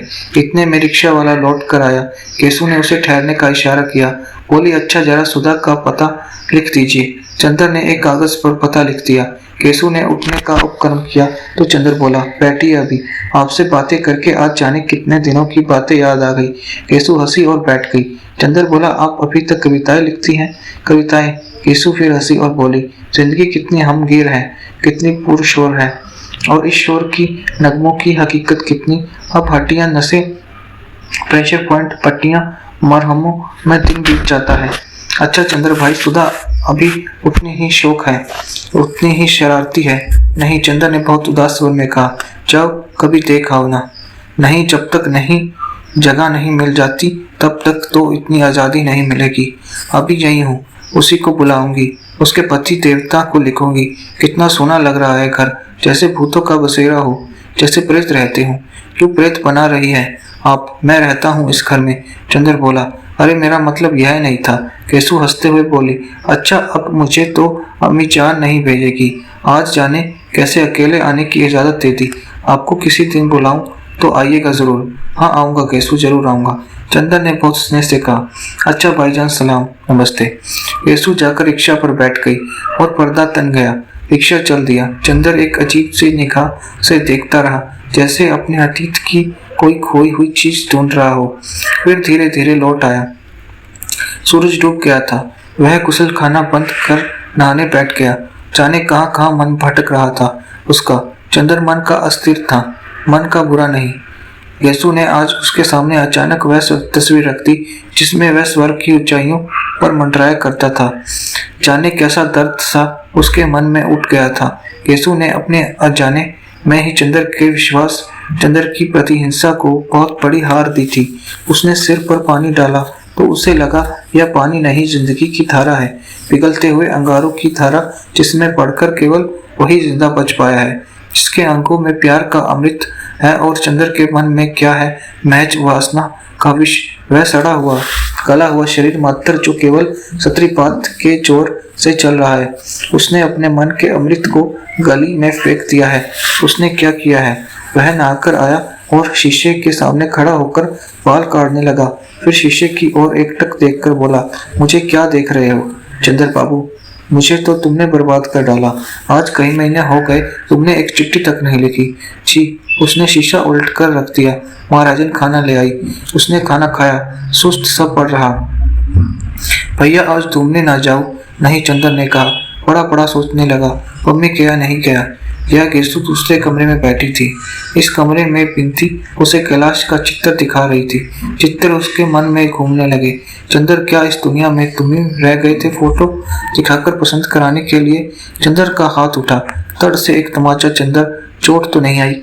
मान लिया कि मेरे मन में मुझसे ना कहा, तुमसे तो मेरा मन कोई बात नहीं छिपाता। तो चंदर, तुम शादी कर क्यों नहीं लेते? पापा लड़की देख आएंगे, हम भी देख लेंगे। तो फिर तुम बैठो तो हम पढ़ेंगे, वरना हमें शर्म लगती है। चंदर, तुम शादी मत करना। तुम इस सब के लिए नहीं बने हो। नहीं सुधा, तुम्हारे वक्ष पर सिर रखकर कितना संतोष मिलता है। आसमान में एक एक करके तारे टूटते जा रहे थे। वह पम्मी के यहाँ नहीं गया। एक दिन, 2 दिन, 3 दिन, अंत चौथे दिन शाम को पम्मी खुद आई। चंदर खाना खा चुका था, लॉन पर टहल रहा था। पम्मी आई। उसने स्वागत किया, लेकिन उसकी मुस्कुराहट में उल्लास नहीं था। कहा, कपूर आए क्यों नहीं? मैं समझती थी तुम बीमार हो गए हो। पम्मी ने लॉन पर पड़ी एक कुर्सी पर बैठते हुए कहा, आओ बैठो। उसने चंदर की ओर कुर्सी खिसकाई। नहीं, तुम बैठो, मैं टहलता रहूंगा। चंदर बोला। कहने लगा, पता नहीं क्यों पम्मी, 2-3 दिन से तबीयत बहुत उदास सी है। तुम्हारे यहाँ आने को तबीयत नहीं हुई। क्यों, क्या करूं? पम्मी ने पूछा। चंदर का हाथ पकड़ लिया। चंदर पम्मी की कुर्सी के पीछे खड़ा हो गया। पम्मी ने चंदर के दोनों हाथ पकड़कर अपने गले में डाल लिए। अपना सिर चंदर के सिर टिकाकर उसकी ओर देखने लगी। चंदर चुप था। ना उसने पम्मी के गाल दबाए, ना हाथ दबाया, ना अलके बिखेरी, ना निगाहों उसने नशा ही बिखेरा। औरत अपने प्रति आने वाला प्यार आकर्षण को समझने में चाहे एक बार भूल कर जाए, लेकिन वह अपने प्रति आने वाली उदासी और अपेक्षा को पहचानने में कभी भूल नहीं करती। वह होठों पर होठ के स्पर्शों के गुणतम अर्थ समझ सकती है। वह आपके स्पर्श में आपकी नसों में चलती हुई भावना पहचान सकती है। वह आपके वृक्ष से सर टिकाकर आपके दिल की धड़कनों की भाषा समझ सकती है।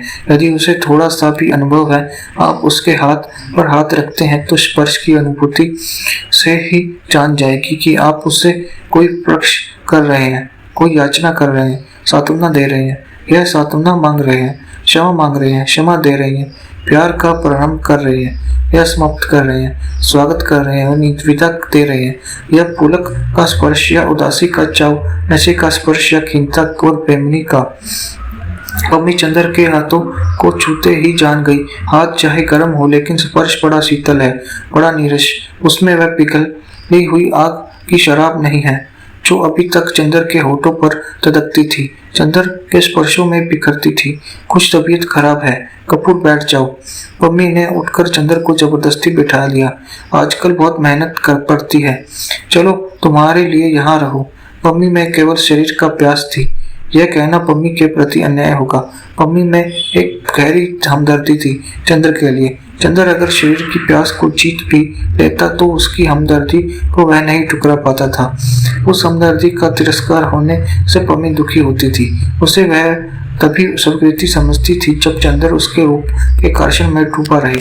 अगर पुरुषों के होठों में तीखी प्यास न हो, बहुपाशों में जहर न हो, तो वासना की इस शिथिलता में नारी फौरन समझ जाती है कि संबंधों में दूरी आती जा रही है। संबंधों की घनिष्ठता को नापने का नारी के पास एक ही मापदंड है, चुंबन का तीखापन। चंदर के मन में ही नहीं, वर्ण स्पर्शों में भी इतनी बिखरती हुई उदासी थी, इतनी उपेक्षा थी कि पम्मी मराहत हो गई। उसके लिए यह पहली पराजय थी। आजकल पम्मी जान जाती थी चंदर का रोम रोम इस वक्त पम्मी की सांसों में डूबा हुआ है, लेकिन पम्मी ने देखा कि चंदर उसकी बाहों में होते हुए भी दूर, बहुत दूर, ना जाने किन विचारों में उलझा हुआ है। वह उससे दूर चला जा रहा है, बहुत दूर। पम्मी की धड़कनें अस्त व्यस्त हो गई। उसकी समझ में नहीं आया वह क्या करे। चंदर को क्या हो गया है? क्या पम्मी का जादू टूट रहा है? पम्मी ने अपनी पराजय को कुंठित होकर अपना हाथ हटा लिया, चुपचाप मुंह फेरकर उधर देखने लगी। चंदर चाहे जितना उदास हो, लेकिन पम्मी की उदासी वह नहीं सह सकता था। बुरी या भली, पम्मी इस वक्त उसकी सोनी जिंदगी का अकेला सहारा थी। पम्मी की हमदर्दी का वह बहुत कृतज्ञ था। वह समझ गया पम्मी क्यों उदास है। उसने पम्मी का हाथ खींच लिया, अपने होठ उसकी हथेलियों पर रख दिए, खींचकर पम्मी का सिर अपने कंधे पर रख लिया। पुरुष के जीवन में एक क्षण आता है जब वासना, उसकी कमजोरी, उसकी प्यास, उसका नशा और उसका आवेश नहीं रह जाती। जब वासना उसकी हमदर्दी का, उसकी सांत्वना का साधन बन जाती है। जब वह नारी को इसलिए बाहों में नहीं समेटता कि उसकी बाहें प्यासी हैं, वह इसलिए उसे बाहों में समेट लेता है कि नारी अपना दुख भूल जाए। जिस वक्त वह नारी की सिपियां पलकों के नशे में नहीं, वरन उसकी आंखों के आंसू सुखाने के लिए उसकी पलकों पर होठ रख देता है। जीवन उस क्षण पुरुष जिस नारी में से सहानुभूति रखता है, उसके मन में पराजय को भुलाने के लिए वह नारी बाहुपाश के नशे में फैला देना चाहता है। लेकिन इन बाहुपाशों में प्यास जरा भी नहीं होती, आग जरा भी नहीं होती। सिर्फ नारी को बहलावा देने का प्रयास मात्र होता है। इसमें कोई संदेह नहीं कि चंदर के मन पर छाया हुआ पम्मी के रूप का गुलाबी बादल उचटता जा रहा था, नशा उखड़ता सा जा रहा था। लेकिन चंदर पम्मी को दुखी नहीं करना चाहता था। वह भरसक पम्मी को बहलाए रखता था, लेकिन उसके मन में कहीं न कहीं फिर आत्मवंत का एक तूफान चलने लगा था। केशु ने उसके सामने उसकी साल भर पहले की जिंदगी का वह चित्र रख दिया था, जिसकी एक झलक उस अभागे को पागल कर देने के लिए काफी थी। चंदर जैसे तैसे मन को पत्थर बनाकर, अपनी आत्मा को एक रूप की शराब में डुबोकर, अपने विश्वासों में चलकर उसको भुला पाया था, उसे जीता पाया था। लेकिन केसू की बातों ने जैसे उसके मन में मूर्छित पड़ी अभिशाप की छाया में फिर प्राण प्रतिष्ठा कर दी थी। आधी रात के सन्नाटे में फिर चंद्र को सुनाई देता था कि उसके मन में कोई काली छाया बार बार सिसकने लगती है। चंद्र के हृदय से टकराकर वह रुदन बार बार कहता था, देवता, तुमने मेरी हत्या कर डाली, मेरी हत्या जिसे तुमने स्वर्ग और ईश्वर से बढ़कर माना था। चंद्र इन आवाजों से घबरा उठता था। इस मन की एक तरंग जहाँ चंद्र को पम्मी के पास खींच लाई थी, वह अतीत के स्वर्ण की दूसरी तरंग उसे वेग में उलझाकर जैसे फिर उसे दूर खींच ले जाने के लिए व्याकुल हो उठी। उसको लगा कि पम्मी के लिए उसके मन में जो मादक नशा था उस पर गलानी का कोहरा छाता जा रहा था। अभी तक उसने जो कुछ किया था उसके लिए उसके मन में कहीं ना कहीं पर हल्की सी अरुचि झलकने लगी थी। फिर भी पम्मी का जादू बद दूर कायम था। वह पम्मी के प्रति कृतज्ञ था और वह पम्मी को कहीं कहीं किसी भी हालत में दुखी नहीं करना चाहता था। भले ही वह गुनाह करके अपनी प्रतिज्ञा जाहिर क्यों न कर पाए, लेकिन जैसे बिंती के मन में चंद्र के प्रति जो श्रद्धा थी वह नैतिकता अनित्यता के बंधन में ऊपर उठकर थी, वैसे ही चंद्र के मन में पम्मी के प्रति कृतज्ञता पुण्य और पाप के बंधन से ऊपर उठकर बिंती ने एक दिन चंद्र से कहा था, यदि वह चंद्र को असंतुष्ट करती है तो वह उसे इतना बड़ा गुनाह लगता है कि उसके सामने उसे किसी का पाप पुण्य की परवाह नहीं। उसी तरह चंद्र सोचता था कि संभव है कि उसका और पम्मी का यह संबंध पापमय हो, लेकिन इस संबंध को तोड़कर पम्मी को असंतुष्ट और दुखी करना इतना बड़ा पाप होगा जो अक्षम्य है। लेकिन वह नशा टूट चुका था, वह सांस धीमी पड़ गई थी। अपनी हर कोशिश के बावजूद वह पम्मी को उदास होने से बचा नहीं पाता था। एक दिन सुबह जब वह कॉलेज जा रहा था, पम्मी की कार आई। पम्मी बहुत ही उदास थी। चंदर ने आते ही उसका स्वागत किया। उसके काने में एक नीले पत्थर का बूंदा था जिसकी हल्की छां गालों पर पड़ रही थी। चंदर ने चुपकर वह नीली छां चूम ली। पम्मी कुछ नहीं बोली, वह बैठ गई। फिर चंदर से बोली, मैं लखनऊ जा रही हूँ कपूर। कब? आज? हाँ, अभी कार से। यूं ही मन उब गया है, पता नहीं कौन सी छां मुझ पर छा गई है। मैं शायद लखनऊ से मसूरी चले जाऊं। मैं तुम्हें जाने नहीं दूंगा। पहले तो तुमने बताया नहीं। तुमने कहाँ पहले बताया था क्या? कुछ भी नहीं। अच्छा, चल रही हूँ। सुनो। नहीं, अब रोक नहीं सकते तुम। बहुत दूर जाना है चंद्र। वह चल दी। फिर वह लौटी और जैसे युगों की प्यास बुझा रही हो, चंद्र के गले में झूल गई और कस लिया चंद्र को। 5 मिनट बाद सहसा वह अलग हो गई। फिर बिना कुछ बोले अपनी कार में बैठ गई। मम्मी, तुम्हें हुआ क्या है? कुछ नहीं कपूर। मम्मी कार स्टार्ट करते हुए बोली, मैं तुमसे जितनी ही दूर रहूं उतना ही अच्छा है मेरे लिए भी, तुम्हारे लिए भी। तुम्हारे इन दिनों के व्यवहार ने मुझे बहुत कुछ सिखा दिया। चंद्र सिर पर पैर तक ग्लानि में कुंठित हो उठा। सचमुच वह कितना अभागा है। वह किसी को भी संतुष्ट नहीं रख पाया। उसके जीवन में सुधा भी आई, मम्मी भी। एक को उसने पुण्य ने उससे छीन लिया, दूसरी को उसका गुनाह उससे छीने लिए जा रहा है। जाने उसके ग्रहों का मालिक कितना क्रूर खिलाड़ी है कि हर कदम पर उसकी राह उल्ट देता है। नहीं, वह पम्मी को नहीं खो सकता। उसने पम्मी का कॉलर पकड़ लिया। पम्मी, तुम्हारी हमें हमारी कसम, बुरा मत मानो, मैं तुम्हें जाने नहीं दूंगा। पम्मी हंसी, बड़ी कर्म लेकिन सशक्त हंसी। अपने कॉलर को धीमे से छुड़वाकर चंद्र की उंगलियों को कपोलों से दबा दिया। फिर वक्ष के पास एक लिफाफा निकालकर चंद्र के हाथों में दे दिया। कार स्टार्ट कर दी। फिर मुड़कर नहीं देखा। कार कड़वे धुएं का बादल चंद्र की ओर उड़ाकर आगे चली गई। जब कार उछल हो गई तो चंद्र के होश आया। उसके हाथ में एक लिफाफा भी था। उसने सोचा फौरन कार लेकर जाए, मम्मी को रोक ले। फिर सोचा पढ़ ले तो वह क्या चीज है। उसने लिफाफा खोला, पढ़ने लगा। कपूर, एक दिन तुम्हारी आवाज और पार्टी की चीख सुनकर अपूर्ण वेश में ही अपने श्रृंगार गृह से भाग कर आई थी। तुम्हें फूलों के बीच में पाया था। आज तुम्हारी आवाज मेरे लिए मूक हो गई है।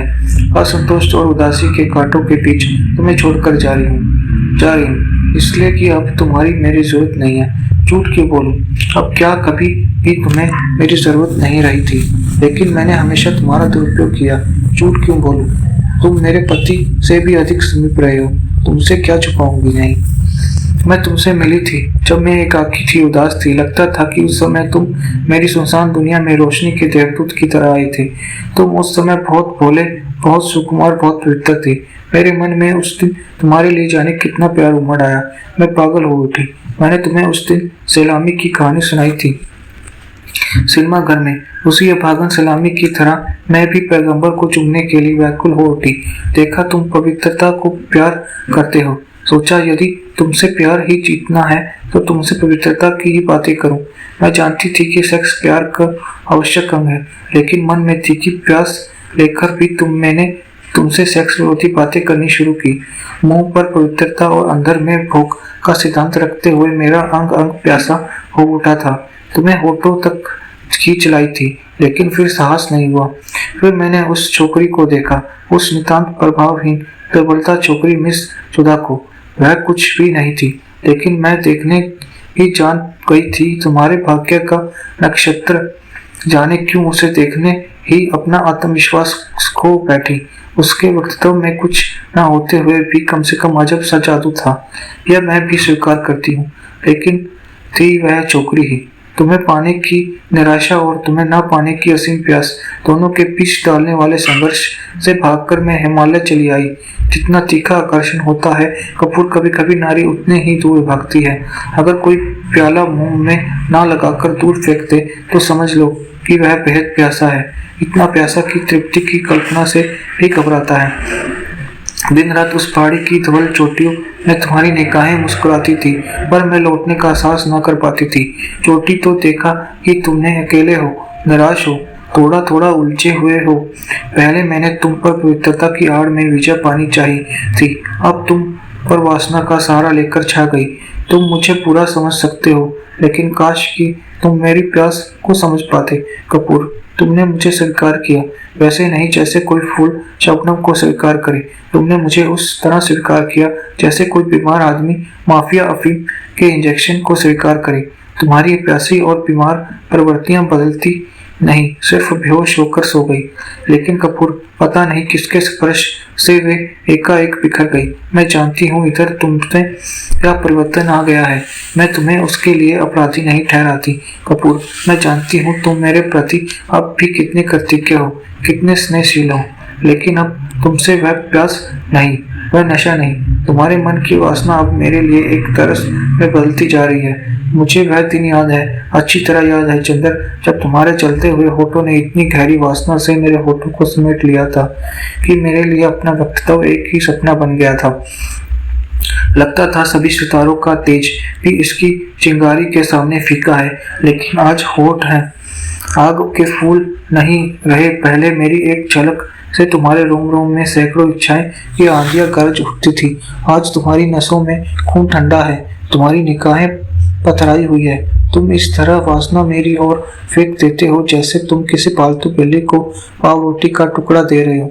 मैं जानती हूँ कि हम दोनों के संबंधों की उष्णता खत्म हो गई है। अब तुम्हारे मन में महज एक तरस है, एक कृतज्ञता है। और कपूर, वह मैं स्वीकार नहीं कर सकूंगी, क्षमा करना, मेरा भी स्वाभिमान है।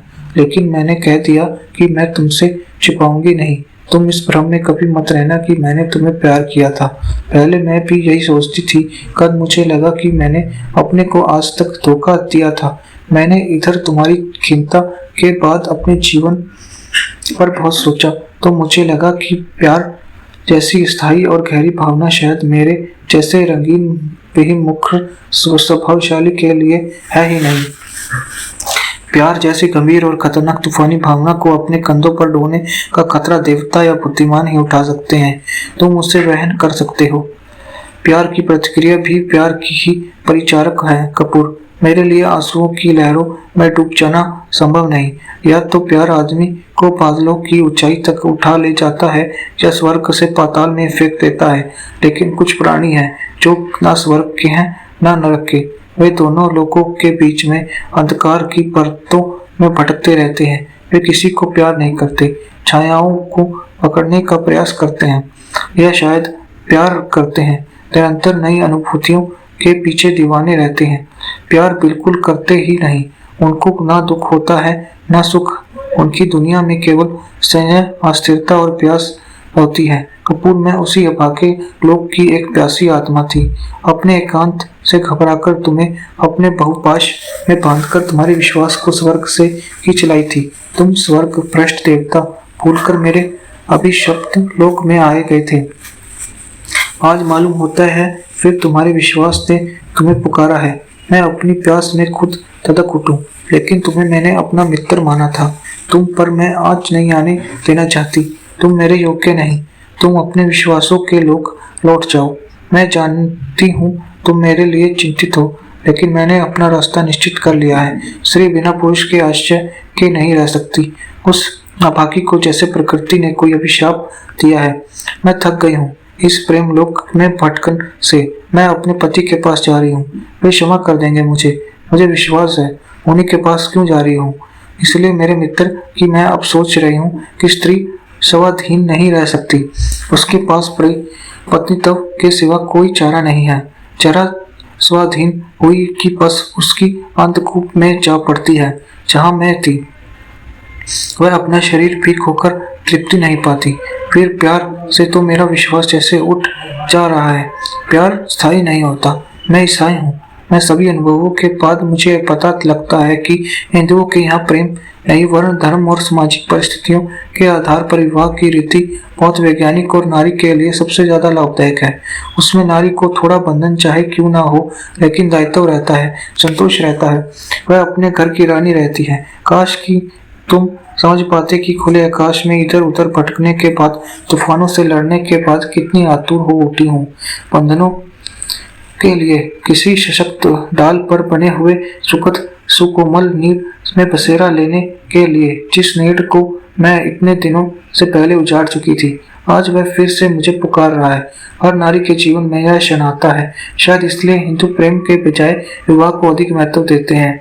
मैं तुम्हारे पास नहीं रुकी। मैं जानती थी हम दोनों के संबंधों में प्रारंभ से इतनी विचित्रताएं थी। हम दोनों का संबंध स्थायी नहीं रह सकता था। फिर भी जिन क्षणों में हम दोनों एक ही तूफान में फंस गए थे, वे क्षण मेरे लिए अमूल्य निधि रहेंगे। तुम बुरा ना मानना, मैं तुमसे जरा भी नाराज नहीं हूँ। मैं ना अपने को गुनाहगार मानती हूँ ना तुम्हें। फिर भी अगर तुम्हें मेरी सलाह मान सकूं तो मान लो। किसी अच्छी सी सीधी सादी हिंदू लड़की से अपना विवाह कर लेना। किसी बहुत भौतिक लड़की जो तुम्हें प्यार करने का दम भरती हो, उसके फंदे में ना फंसना कपूर। मैं उम्र और अनुभव दोनों से तुमसे बड़ी हूँ। विवाह में भावना और आकर्षण अक्सर जहर बिखेर देता है। ब्याह करने के बाद एक आध महीने के लिए अपनी पत्नी सहित मेरे पास जरूर आना कपूर। मैं उसे देखकर वह संतोष पा लूंगी जो हमारी सभ्यता ने हम अभागों से छीन लिया है। अभी मैं साल भर तक तुमसे नहीं मिलूंगी। मुझे तुमसे अब भी डर लगता है, लेकिन इस बीच मैं तुम बर्टी का ख्याल रखना। कभी कभी उसे देख लेना। रुपए की कमी तो उसे ना होगी। बीवी भी उससे ऐसी मिल गई है जिससे उसे ठीक कर दिया है। उस अभागे भाई से अलग होते हुए मुझे कैसा लग रहा है यह तुम जानते अगर तुम बहन होते। अगला पत्र तुम्हें तभी लिखूंगी जब मेरे पति मेरा समझौता हो जाएगा। नाराज हो नहीं हो पर मिला डिक्रूज। चंदर पम्मी को लौटाने नहीं गया, कॉलेज भी नहीं गया। एक लंबा सा खत पिंची को लिखता रहा। इसी प्रतिलिपि कर दोनों नत्थी कर भेज दिए। उसके बाद थक कर सो गया बिना खाना खाए। गर्मियों की छुट्टियां हो गई थी। चंदर छुट्टियां बिताने दिल्ली गया था। सुधा भी आई हुई थी, लेकिन चंदर और सुधा में बोलचाल नहीं थी। एक दिन शाम के वक्त डॉक्टर साहब ने चंदर से कहा, चंदर सुधा इधर अपनी अनमनी रहती है, जाओ उसे कहीं घुमा लाओ। चंदर बड़ी मुश्किल से राजी हुआ। दोनों पहले कनाट प्लेस पहुंचे। सुधा ने बहुत फीकी और टूटती हुई आवाज में कहा, यह बहुत भीड़ है, मेरी तबीयत घबराती है। चंदर ने कार थमा दी। शहर से बाहर रोहतक की सड़क पर दिल्ली के 15 मील दूर चंदर ने बहुत हरी भरी जगह पर कार रोक दी। किसी बहुत पुराने पीर का टूटा फूटा मजार था। कब्र के चबूतरे को फोड़कर एक नीम का पेड़ उग आया था। चबूतरे के 2-3 पत्थर गिर गए थे। 4-5 नीम के पेड़ लगे थे। कब्र के पत्थर के पास एक चिराग बुझा हुआ पड़ा था। कहीं एक सूखी ही फूल मालाएं हवा से उड़कर नीचे गिर गई थी। कब्र के आसपास ढेरों नीम के तिनके और सूखे हुए नीम के फूल जमा थे। सुधा जाकर चबूतरे पर बैठ गई। दूर दूर तक सन्नाटा था। ना आदमी ना आदमजात, सिर्फ गोंधली के असलते हुए चौके में नीम चरमरा उठते थे। चंदर आकर सुधा की दूसरी ओर बैठ गया। चबूतरे पर इस और सुधा और चंदर बीच में चिर नीरव कब्र। सुधा थोड़ी देर बाद मुड़ी, चंदर की ओर देखा। चंदर एकटक कब्र की ओर देख रहा था। सुधा ने एक सूखा हार उठाया, चंदर पर फेंक रहा। चंदर कहा, हमेशा मुझे भयानक नरक में रखोगी। क्या सचमुच हमेशा के लिए तुम्हारा प्यार खो दिया है मैंने? मेरा प्यार? चंदर हंसा। उसकी और उस सन्नाटे से भी ज्यादा भयंकर थी। मेरा प्यार? अच्छा याद दिलाई तुमने। मैं आज प्यार में विश्वास नहीं करता, या क्या कहूँ कि प्यार के उस रूप का विश्वास नहीं करता। फिर क्या? उस समय मेरे मन में प्यार का मतलब था त्याग, कल्पना, आदर्श। आज मैं समझ चुका हूँ कि ये सब झूठी बातें हैं, खोखले सपने हैं। तब तब आज मैं विश्वास करता हूँ कि प्यार के माने सिर्फ एक है, शरीर का संबंध। कम से कम औरत के लिए। औरत बड़ी बातें करेगी, आत्मा, पुनर्जन्म, परलोक का मिलन, लेकिन उसकी सिद्धि सिर्फ शरीर में है। वह अपने प्यार की मंजिलें पार कर पुरुष को अंत में एक ही चीज देती है, अपना शरीर। मैं तो अब यह विश्वास करता हूँ सुधा, कि वही औरत मुझे प्यार करती है जो मुझे शरीर दे सकती है। बस इसके अलावा प्यार का कोई रूप अब मेरे भाग्य में नहीं। चंदर की आंख में कुछ धड़क रहा था। सुधा उठी, चंदर के पास खड़ी हो गई। चंदर, तुम भी एक दिन ऐसे हो जाओगे, इसकी मुझे कभी उम्मीद नहीं थी। काश कि तुम समझ पाते कि सुधा ने बहुत दर्द भरे स्वर में कहा। स्नेह है। चंदर ठाठ कर हंस पड़ा और उसने सुधा की ओर मुड़कर कहा, और अगर मैं उस स्नेह का परिणाम मांगू तो? सुधा ने दांत पीसकर चंदर बोला, अगर तुमसे तुम्हारा शरीर मांगू तो? चंदर सुधा चीख कर पीछे हट गई। चंदर उठा, पागलों की तरह उसने सुधा को पकड़ लिया। यह कोई नहीं है सिवा इस कब्र के। तुम क्या कर सकती हो? बहुत दिन से मन में एक आग सुलग रही है। आज तुम्हें बर्बाद कर दूं तो मन की नारकीय वेदना पूछ जाए। बोलो। उसने अपनी आंख की पिघली हुई आग सुधा की आंखों में भरकर कहा। सुधा क्षण भर सहमी पथराई दृष्टि से चंदर की ओर देखती रही, फिर सहसा शिथिल पड़ गई। बोली, चंदर, मैं किसी की पत्नी हूँ। यह जन्म उनका है, यह मांग का सिंदूर उनका है, इस शरीर का श्रृंगार उनका है। मुझ खला घोट कर मार डालो अगर मैंने तुम्हें बहुत तकलीफ दी है। लेकिन चंदर हंसा, सुधा को छोड़ दिया। मैं तुम्हें स्नेह करती हूँ, लेकिन यह जन्म उनका है, यह शरीर उनका है। हाँ हाँ, क्या अंदाज है प्रवचना की। जाओ सुधा, मैं तुमसे मजाक कर रहा था। तुम्हारे इस झूठे तन में रखा ही क्या है? सुधा अलग हटकर खड़ी हो गई। उसकी आंखों से चिंगारियां झड़ने लगी। चंदर, तुम जानवर हो गए हो। मैं आज कितनी शर्मिंदा हूँ। इसमें मेरा कसूर है चंदर। मैं अपने को दंड दूंगी चंदर। मैं मर जाऊंगी, लेकिन तुम्हें इंसान बनना पड़ेगा। चंदर और सुधा ने अपना सर एक टूटे हुए खंभे पर पटक दिया।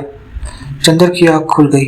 वह छोटी देर तक सपने पर सोचता रहा, फिर उठा। बहुत अजब सा मन था उसका, बहुत पराजित, बहुत खोया हुआ, बेहद खिसखिसाहट से भरा हुआ था।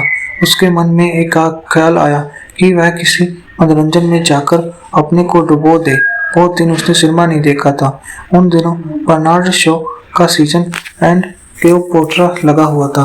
उसने सोचा कि पम्मी की मित्रता का परिपाक सिनेमा में हुआ था। उसका अंत भी वह सिनेमा देखकर मनाएगा। उसने कपड़े पहने। 4 बजे से अब मैटिनी थी। वक्त हो रहा था। कपड़े पहनकर वह शीशे के सामने आकर बाल संवारने लगा। उसे लगा शीशे में पड़ती हुई उसकी छाया उससे कुछ भिन्न है। उसने और गौर से देखा। छाया रहस्यमय ढंग से मुस्कुरा रही थी। वह सहसा बोले, क्या देख रहा है? मुखड़ा क्या देखे दर्पण में? एक लड़की से पराजित और दूसरी से सपनों में प्रतिहिंसा लेने का कलंक नहीं दिख पड़ता तुझे? अपनी छवि निरख रहा है पापी पतित। कमरे की दीवारों ने दोहराया, पापी पतित। चंदर तड़प उठा, पागल सा हो उठा।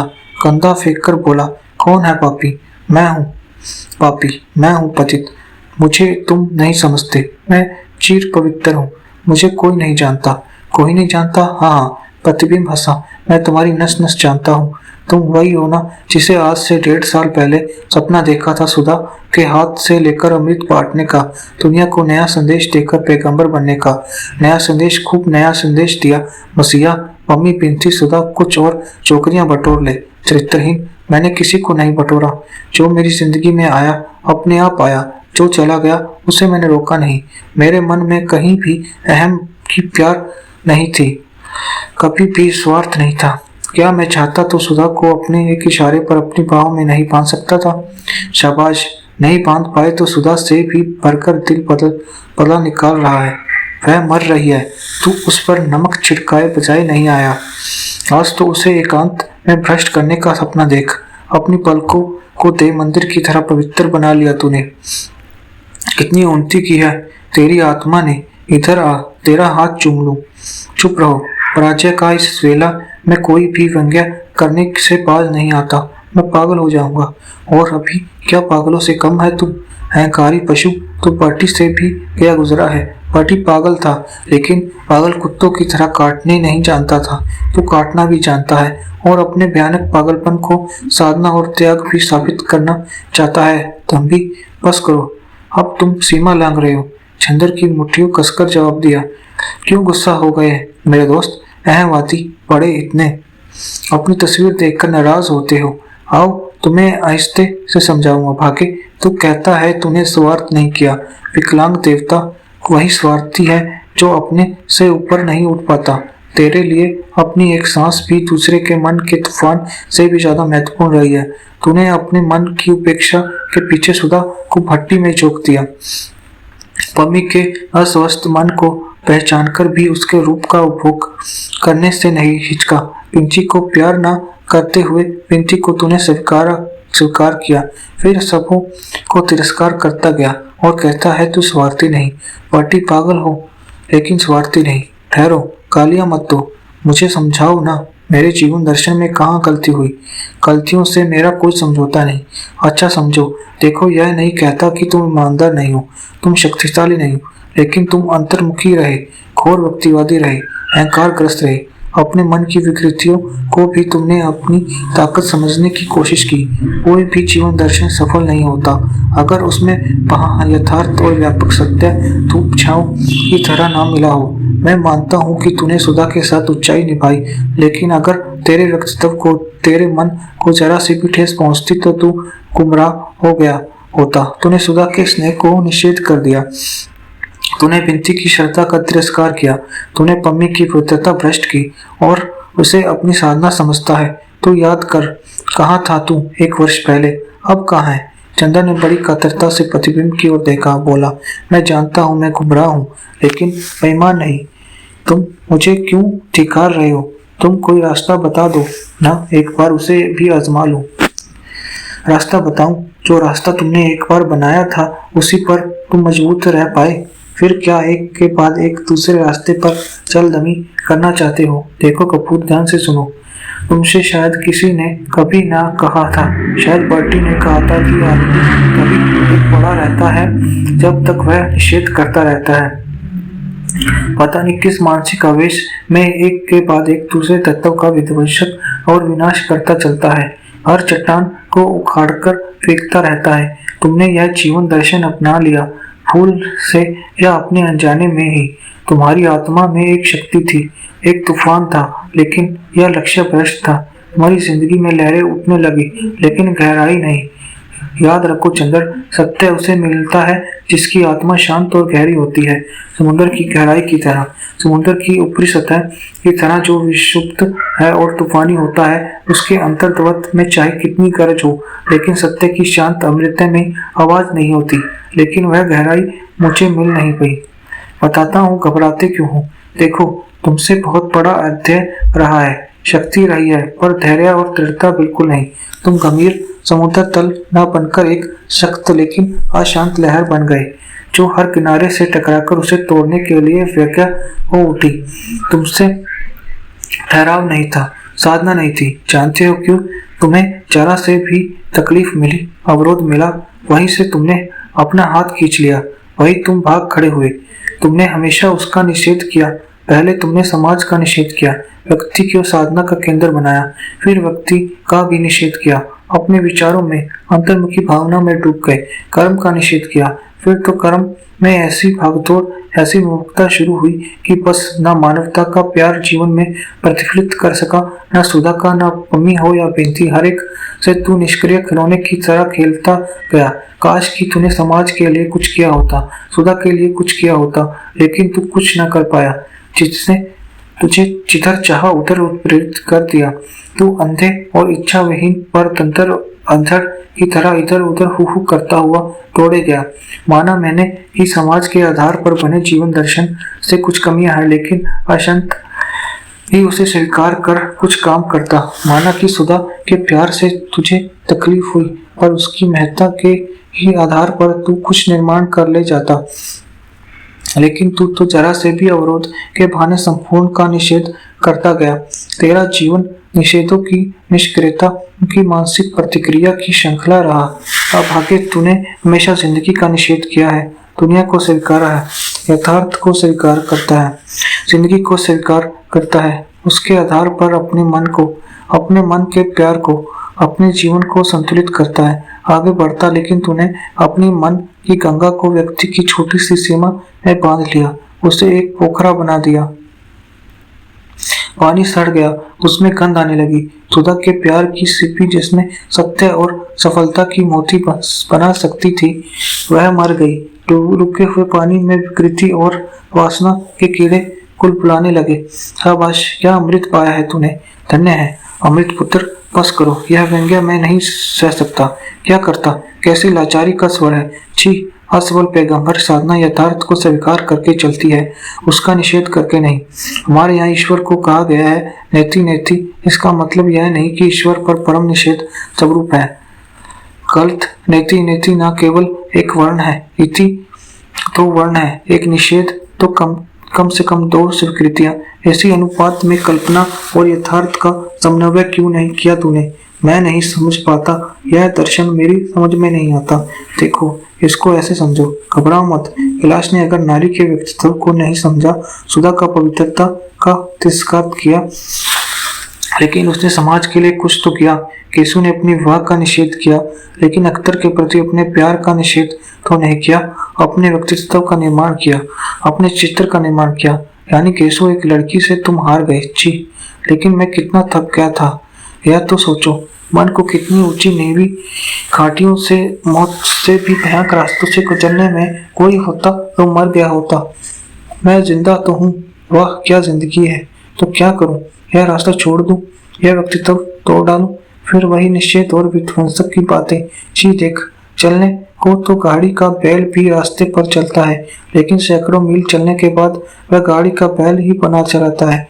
तुम गाड़ी के बैल बनना चाहते हो? नहीं कपूर, आदमी जिंदगी का सफर तय करता है। राह की ठोकरें और मुसीबतें उसके व्यक्तित्व को पुख्ता बनाती चलती है, उसकी आत्मा को परिपक्व बनाती चलती है। क्या तुमने परिपक्वता आई? नहीं, मैं जानता हूँ तुम अब मेरा निषेध करना चाहते हो, तुम मेरी आवाज को भी चुप करना चाहते हो। आत्म प्रवचना तो मेरा पेशा हो गया है। कितना खतरनाक है तू। अब तू मेरा भी तिरस्कार करना चाहता है। और छाया धीरे धीरे एक बिंदु बनकर अदृश्य हो गई। चंद्र चुपचाप शीशे के सामने खड़ा रहा, फिर वह सिनेमा में नहीं गया।